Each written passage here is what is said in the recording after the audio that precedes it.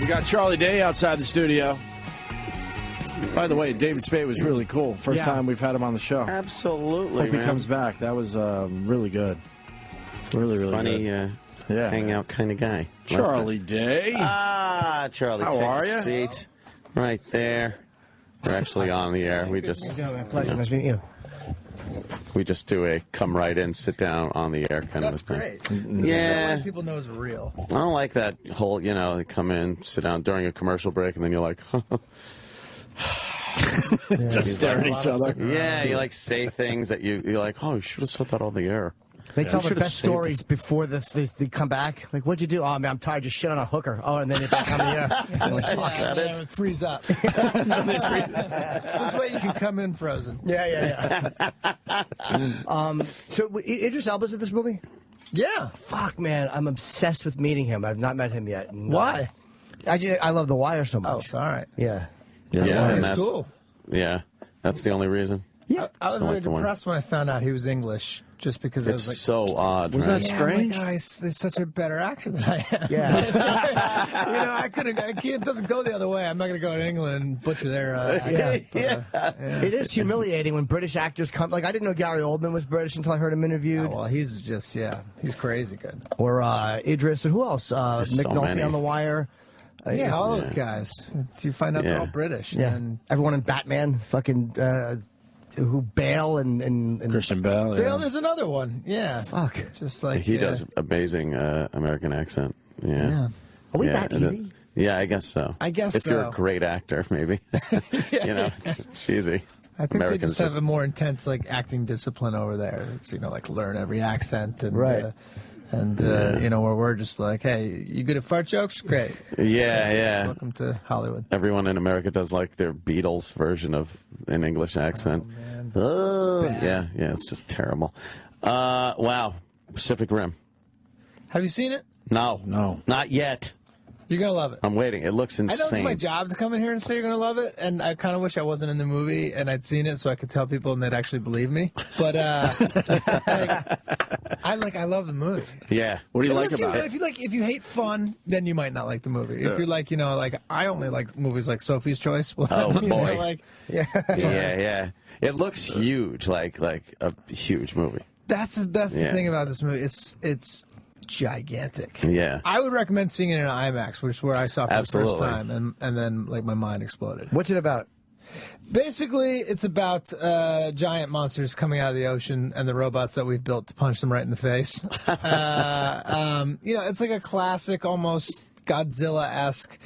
They're called kaiju. The monsters are kaiju. It's from. So it is like Sophie's Choice. Okay. Very much like Sophie's Choice. Do I keep the baby? Which child do I keep? And which one do I punch in the face? Because I think it's a lizard from space. But it's just like a fun summer blockbuster. The movie's awesome. Oh, so you're happy with it. When you watch something, or do you critique yourself fuck, I hate this, or are you kind of comfortable and enjoy watching yourself work? You know what? I've been very lucky to have done so few things that I haven't done one yet that I've been Horrible Bosses was great. So watching that, I was like, oh, this is fun. This is good. I love Sunny. It's Always Sunny in Philadelphia. And but earlier on, when I started out, it was a lot of oh, I hate this crap. And I'm reading that your Wait, can we ask you for one? Yeah. One that I hated? Yeah, one example. We'd love hearing those. Oh, man. Let me... Maybe it's a commercial or... I did tons of shitty commercials. There's one going around the internet right now that I talked about on a talk show, which is Thomas's Bagel commercials. Really bad. I love digging those up, man. Oh, man, hey, look at the guy. He looked like an idiot. They always get, if you're a young actor and you need to eat, they always got that on you. Because you got to do a couple bad gigs. Man, what did I do? I was the mailroom kid and the Mary Tyler Moore special. Just a lot of schlocky little one-liners. That's what I was going to ask you about. Did you have scenes with her or Valerie Harper? Or? Yeah. There's this funny audition where she looks at herself in the mirror and I have one line. It was looking fine. And I sort of said it sarcastically in my audition, hey, you don't have to keep checking yourself out. You look okay. And then I get down to set, and they're like, all right, this is Mary Tyler Moore. You can't be sarcastic. You really have to compliment her that she looks very good. Oh, God. So, like, looking fine turned into, like, looking fine. A very different thing than what I'd expected. Oh, no. You want the fun Mary Richards, but you get the one from fucking... from Ordinary People. Ordinary People. You get the ice cream. Brown socks to the son's funeral. A little bit. She's very sweet to me, though. It's very nice. Like, for a first gig, and, made me feel like I belonged there. How was Valerie Harper? She's still alive, right? Didn't see her. Didn't return any of my phone calls. Damn it. None of my fan letters. Of course, I wasn't really a fan. I got to be honest. It's like that's all before my time. Yeah, exactly. I was kind of there being like, I don't give a shit about these people. It's a job. Yeah, this is a game. They probably sensed it, too. Like, every young actor's probably so in awe of them, and then you just didn't give a fuck about them. Probably... Yeah, I think there's like a mid-70s, 80s cutoff for their major fan base. Yeah. What did you grow up like enjoying and watching on TV? Let's see. I mean, I'm born in '76, but probably didn't really pay attention to things till '85. So E.T. and Back to the Future. Yeah, Back to the Future, Star Wars. That's my whole thing. Yeah. What about like TV shows? Because they were pretty cheesy. You know what I loved was Night Court. Yeah, Did you guys watch Night Court? Yeah. This is my favorite. I don't know because it took place at night. It was like I felt like like after when I was supposed to go to sleep, and I'm like, oh, this is what adults are doing at night. This is very interesting. Going to court. They're all going to court. And, and sitting on whoopee cushions. The judge is always a card, isn't he? He's doing magic tricks up there. And never seen that. Marky Post is just getting fucking beatings and everything she does in her Lifetime movies. Yeah, that's all she does is play like the abused woman now. I know. She came in and auditioned for us for a part in It's Always Sunny in Philadelphia. Yeah. And, it's one of those things where you're like, oh, my God, that's Marky Post. We want to cast her because, we all love Night Court, but, like she was, like, very wrong for the role. Oh, right. So, it's really tough, like, to see those sort of actors come through. And was she bad? Well, I can say she's bad if she's wrong. Sometimes she wasn't bad. It was just like she wasn't right for the part. This woman was supposed to be really. I guess we didn't picture her as beat up as apparently she's getting. Right. She looked very good. She looked very good. We found Looking Fine. We gotta. You found Looking Fine? Yeah, we gotta. Get out of here. Is this translated on the radio? It's quick. Sure. It's Mary Tyler Moore in The Office. There's Charlie Day. Excuse me. I'm looking for Jonas Seemeyer. Oh, yeah. You sit right up those stairs up there. I forgot I had another line. Yeah, look at that. Another line. 2 lines.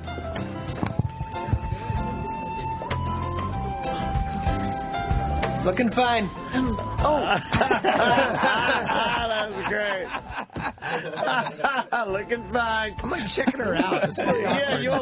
That is awkward. You gave her a wink, too, Charlie. I gave her a wink. And now she's all happy. She's got a little pep in her step. I don't know. Thanks to you. That seemed a little weird, maternalistic. I know, thing. Weird, like mother. It's a little son, weird. Yeah, you were a little too young to be. But maybe I'm gonna bang her. I don't know what's going on in that show. Make Mary eat your ass in the mailroom. Oh, and I would have done it. I needed work. I needed money. I was like, look, it's in the script. It's on NBC. It's a big part. That's a great first role, though, man. Like, seeing with Mary Tyler Moore, even if it's just that, it's fucking great. It was a good gig, yeah. It's pretty impressive. With big time. With Sonny in Philadelphia, were you surprised with how much freedom you get for content?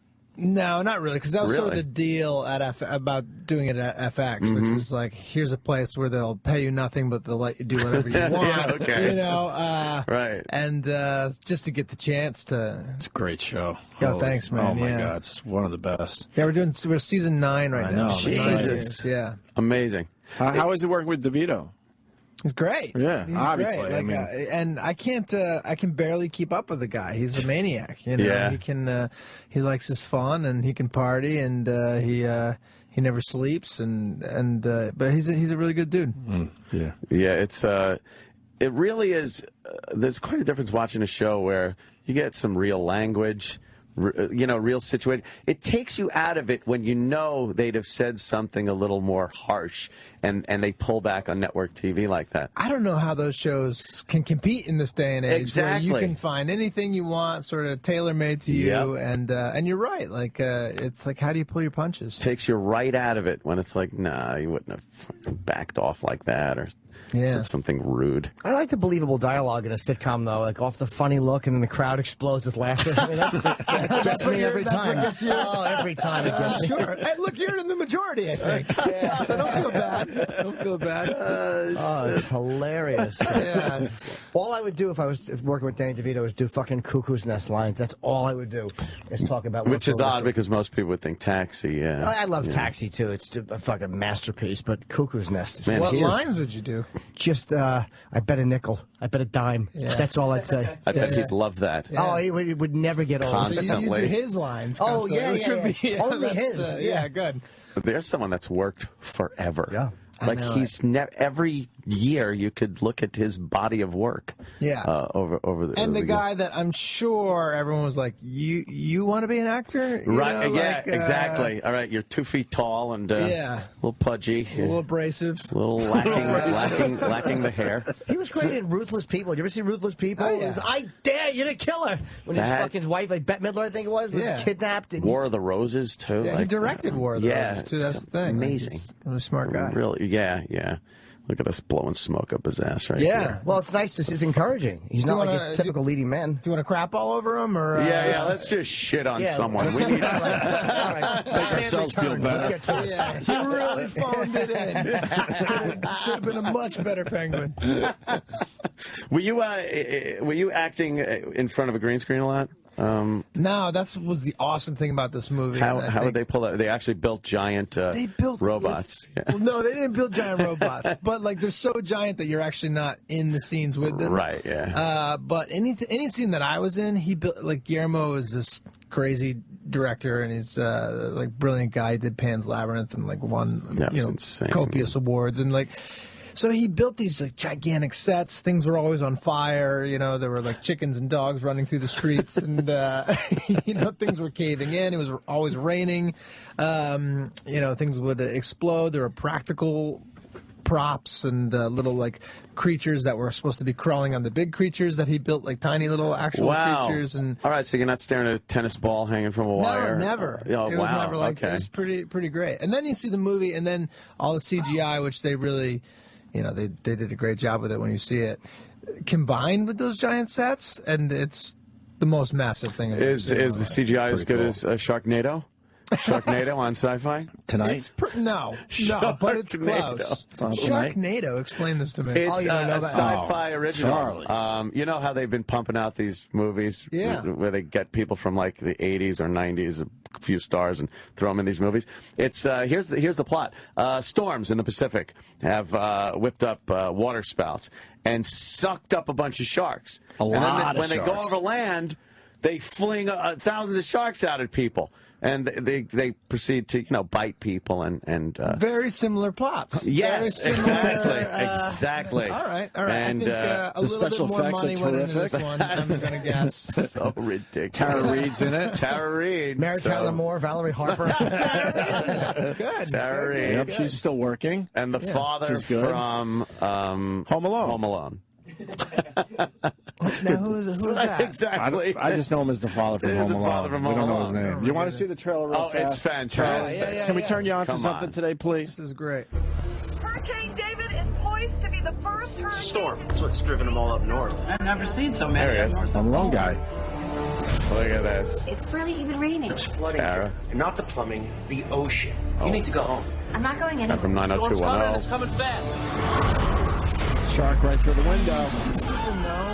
Sit back and watch this. Sharknado. Like someone told they read a script. Tornado's heading towards the airport. We need to destroy it before it gets to them. Sharks are falling on people. Yeah. Watch out! Look out, the shark's climbing the rope. Sharks are rain down on us.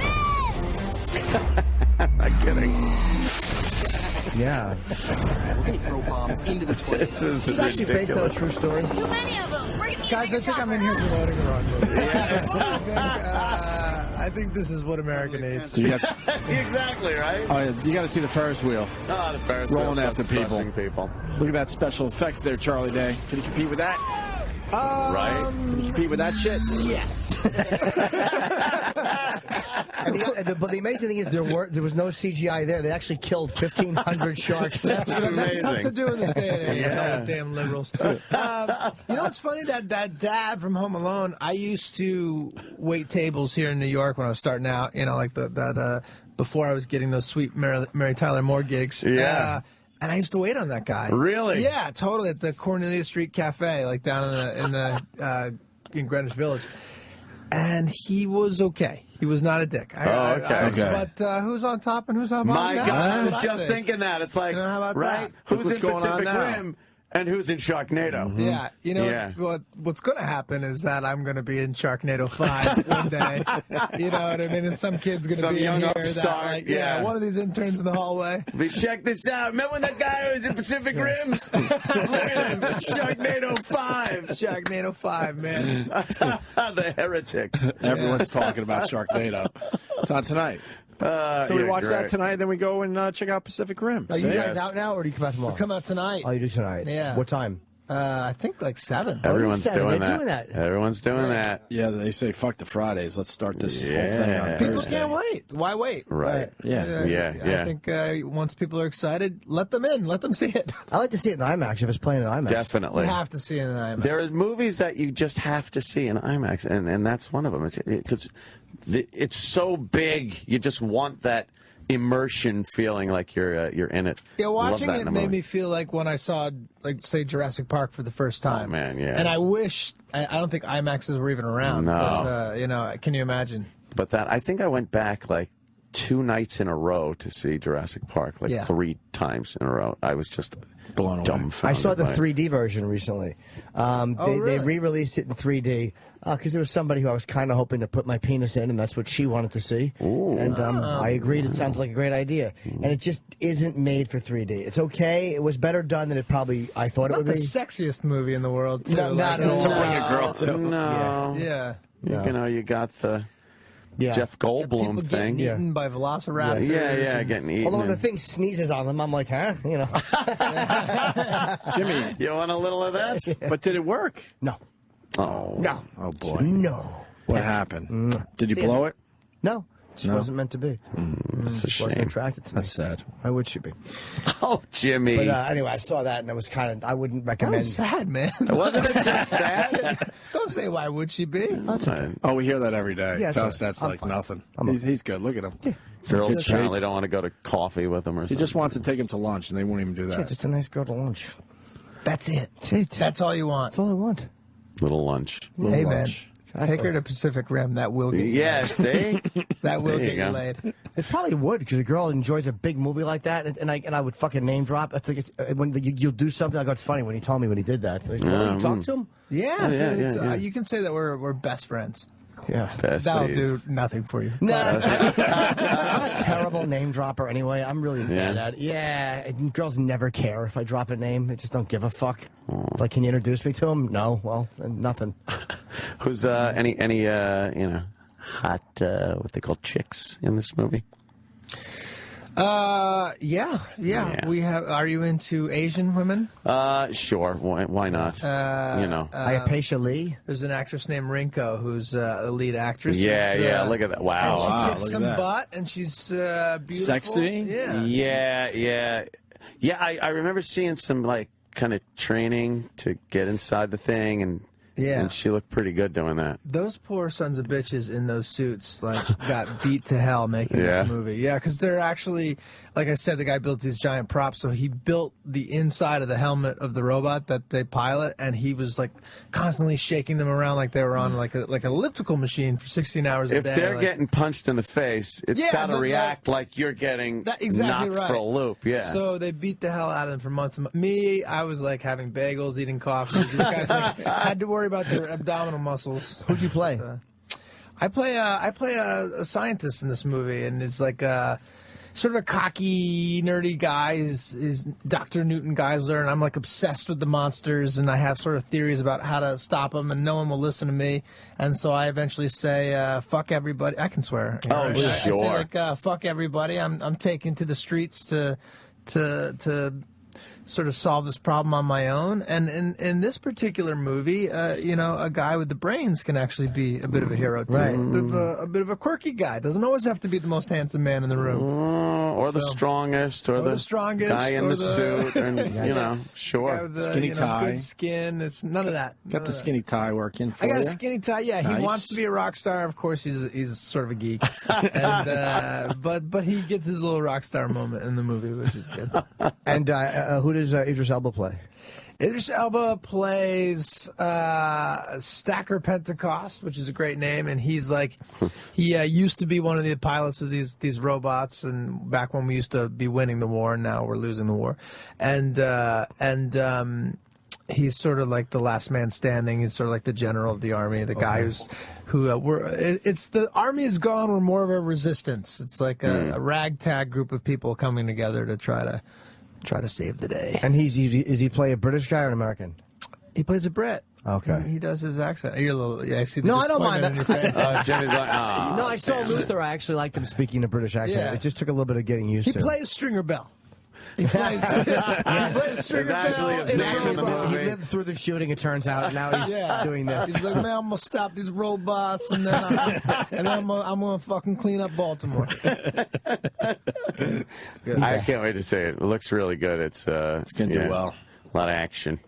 It's fun, man. I guarantee if you enjoy a fun movie, you will enjoy the movie. Because you know what? It doesn't... It's not so overly serious, which is kind of refreshing in these big sort of action movies, which Atlantic Rim. I see you giggling over here. What's going on, Sam? Because the makers of Sharknado made a movie called Atlantic Rim. They Are you jumped kidding? right on it. They just took the entire... How fast did they do that? I don't know. Yeah. Is it out yet? I don't know. What But nobody the should heck? see it because they'll be filled not. up with Pacific Rim. Well, no, it's like you get your fill of Pacific Rim, and then you get Atlantic Rim right after that. Boy, they really are. They are terrible people over there. That's horrible. Human beings. Yeah, at least they have integrity. That's I bet important. the CGI is really good. Yeah. Well, whichever one of them gets a sequel, that's the one I'll be calling. I'm feeling Atlantic Rim's going to get the sequel. We shot in Toronto. Oh, okay. Starring with the father from Home Alone. That would be great. Both of you are in the same movie. You'd be like, I used to wait on your table. That son of a bitch. Son of a bitch. It is amazing how you remember everybody who was nice to you and everybody who was shitty to you coming up. You never forget, man. Yeah. The ones who treated you fucking horrible. No, I'm always nice to someone in a restaurant, and you know, they're handling your food. Yeah. They can spit how on stupid it. could you be, right? You know? Yeah, you want to think it wouldn't happen, but it happens. You best, it happens. Anybody stiff you? Oh, yeah. Any celebrity stiff you? No, it was usually just like little old ladies that would stiff me. Yeah. Which is like, well, maybe I don't have the money. Did you ever follow somebody out and go, is there a problem with the service? Yes.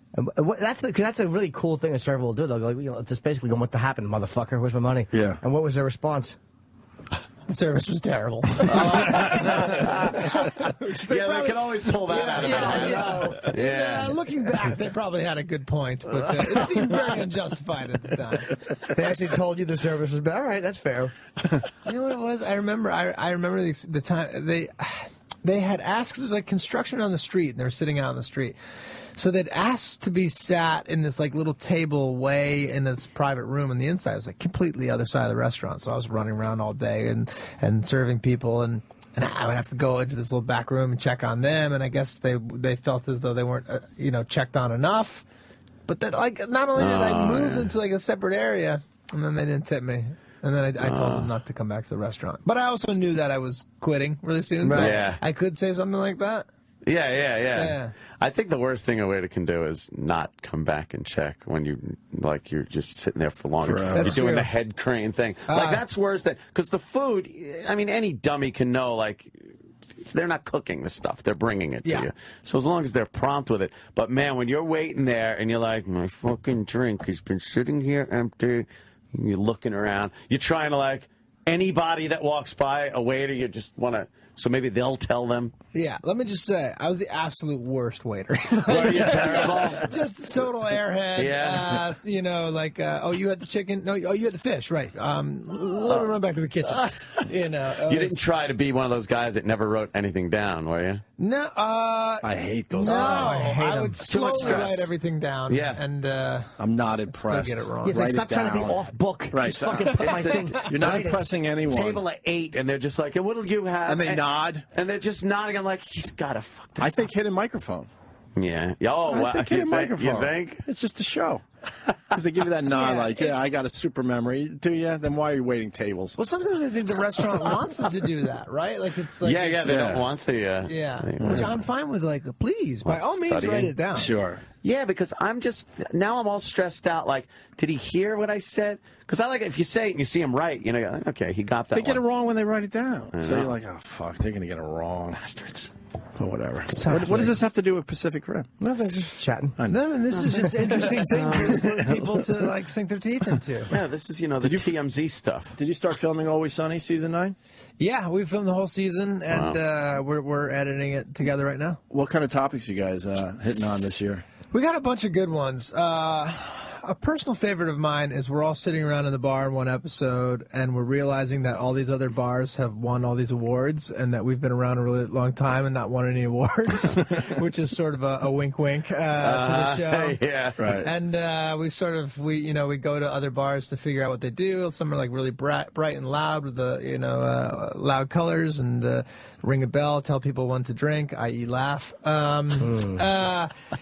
Others are like dark and moody, and there's a lot of like sex, but it's like period costume sex, so it's not like right on. And then we try to adopt their techniques to our bar for like this showcase, and of course we screw it all up, and we realize that we're probably to blame. And then let's see, we got one that was written by the guys who write Game of Thrones. Oh, wow. Which is a weird sort of thing where they were just huge one. fans of the show, and they wanted to write an episode for us. And we're like, well, keep the dragons out of it. And, how odd is that? You should have kept the dragons in. What the hell? I know. We don't have a big budget over there at FX. Yeah. So wait, why haven't you guys won any awards? That sounds crazy. What do you think it is?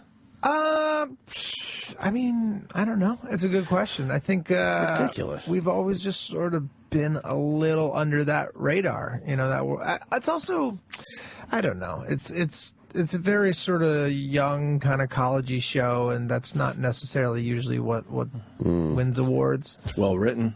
I think so. It's well written. I think hilarious. It's crazy. But what are you gonna do, man? How do you manage to stay like undergroundish for 9 years? For 9 years. By that point, there should be lunch boxes and all kinds of other stuff, out there. I don't know. No, we're not usually in those like comedy issues of like GQ or Variety. Yeah. It's like, but in a way, that's kind of cool. I think the audience likes that. Yeah. I think they don't feel you like sold out, man. Like for better or worse, we've retained our street cred. Right. I don't know if it's a good thing or a bad Are you thing. on Twitter? I'm not on Twitter. Yeah. No. I was on it for a little bit. I'm like, I can't. It's taking over my life. It's like people are being able to write me directly. Right. We talk about that all the time. It's insane. Like in the old days, you didn't have immediate access to Burt Lancaster. I know. You had to go through like 50 people, and he probably wouldn't even see it. You can't take it. You can't take was it. how much sort of anti-Semitic stuff I got, like you damn Jews, stupid Jews taking over Hollywood, and like I was joking. I'm Irish, and I'm Irish Catholic. I'm not even like like I'm Italian Irish Catholic. I was like, you're as bigoted as you are misinformed. It is funny how dumb people are. Aren't they fucking morons? There's a lot of angry people out there. Aside from Twitter, then, are there any internet outlets you go to that people bash you or stuff, and how do you deal with it? I just sort of ignore anything like that. What's actually more weird and what I sort of had to get away from was how much like people love you. Like the that's weird too. That's weird you know, too, like right. that can get to your head, and then you're like, well, I'm the greatest person alive because I've got people one of are those. tweeting it to me. And, like, you know, or like a lot of like, I like, will you marry me and have my baby? And then you're like, well, no, I'm married and I have another baby. So like, so I you can't know, do that. yeah, but you can jerk me off in the car. but you have a really cute picture, and I don't want her thinking about it. So, what is this story? Oh no, I'm just saying like that's an option. If you don't want to marry the girl because you're already married, you can just let her jerk you off. I don't know that is an option. I don't think that's. Jim has a whole nother. I don't think that's in the bylaw. Yeah. This might be why you're single. This is why you're having a lady problem. I am truly not a catch. Charlie really has to go. Yes. They gave us a few extra out of minutes. here. We're just getting No, warmed up. it's your side, man. It's your damn people, man. It's not us. They're ruthless. You're busy. Ruthless. You're Yeah, I very gotta go busy try guy. to sell this movie all over town. I Yeah. want people Charlie, to see it. we Pacific Rim tonight at 7 p.m. or just tomorrow whenever you want to see it. And it is an IMAX, which is exactly how I'm going to see it here in New York. Yeah, and yeah. we're fans of you, and we've been trying to get you on for a long time. So I'm Nobody glad- told me this. I'm glad it finally happened. I figured. Well, I'm happy to be here, guys. So Yeah. please It's come been back fun. and see us. All right. Yeah. All right. Very Be cool. right back with a very funny Charlie James Day. Cromwell. The Opie and Anthony Show on Sirius XM.